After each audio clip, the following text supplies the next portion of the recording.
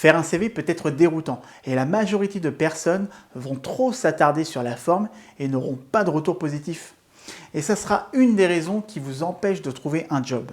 Salut, je suis Jordan et aujourd'hui je vais partager avec vous 3 principes pour savoir comment faire un CV reconversion qui force les recruteurs à vous appeler.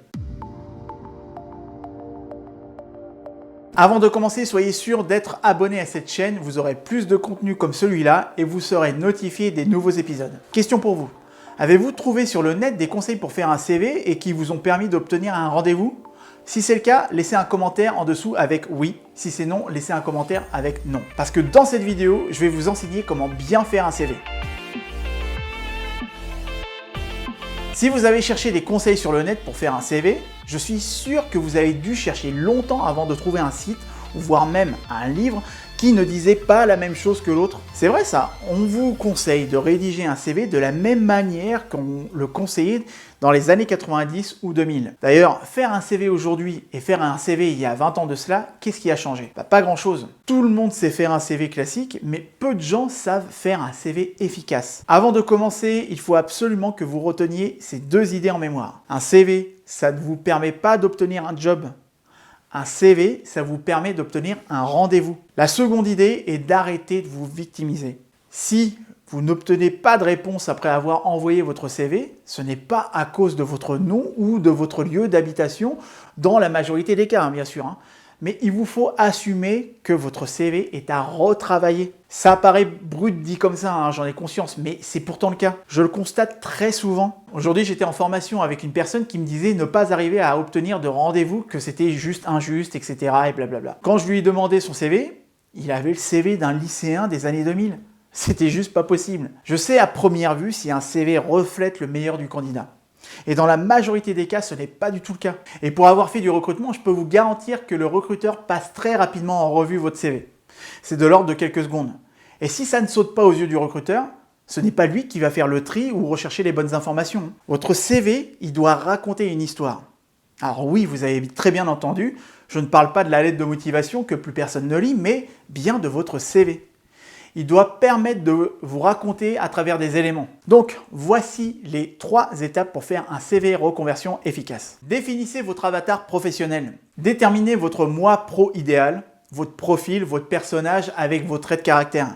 Puis, demandez-vous quel est l'avatar idéal recherché par le recruteur.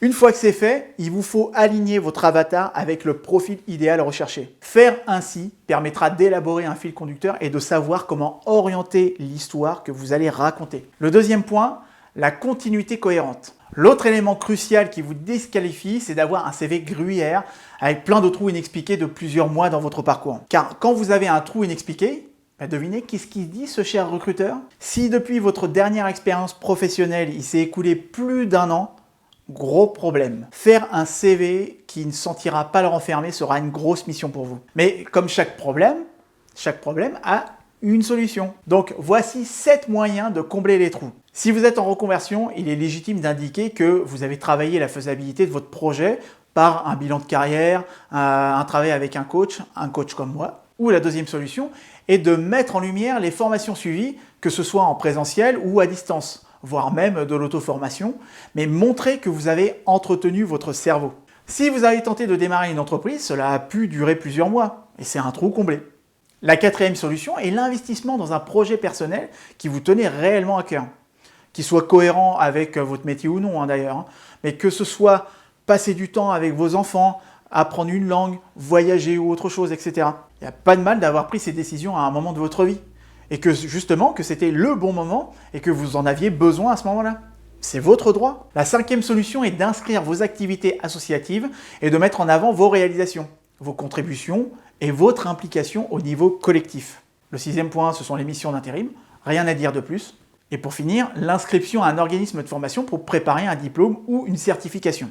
À savoir que si vous n'avez rien fait d'autre que postuler, le recruteur, lui, s'en fiche. Car quand vous dites ça, j'ai cherché un poste, lui, il entend « je me suis encrouté et je ne suis plus du tout efficace ». Alors montrez que vous n'êtes pas resté dans l'attente et que pendant ce temps, vous avez été proactif. Car il n'y a rien de pire que la passivité et une personne qui a été dans l'attente. Et le 3e principe, arrêtez de mettre dans la description de vos expériences les tâches Justement, ça fait tâche. Comment est-ce que vous voulez que le recruteur identifie la valeur ajoutée que vous pouvez apporter à son entreprise si vous mettez uniquement ce sur quoi vous avez été missionné? Quand vous étiez étudiant et que vous racontiez à vos grands-parents vos journées d'école, vous disiez les matières que vous aviez eues dans la journée ou les résultats que vous obteniez. Les matières, on s'en fiche complètement. Ce qu'on veut, nous, ce sont les résultats. Sur votre CV, c'est pareil, indiquez les résultats. Ce sont les résultats qui permettent de vous différencier des autres candidats qui, eux, ont aussi peut-être inscrit les mêmes tâches que vous dans leurs expériences. Pensez toujours valeur ajoutée. L'autre jour, je formais des personnes en reconversion et je leur faisais travailler leur valeur ajoutée.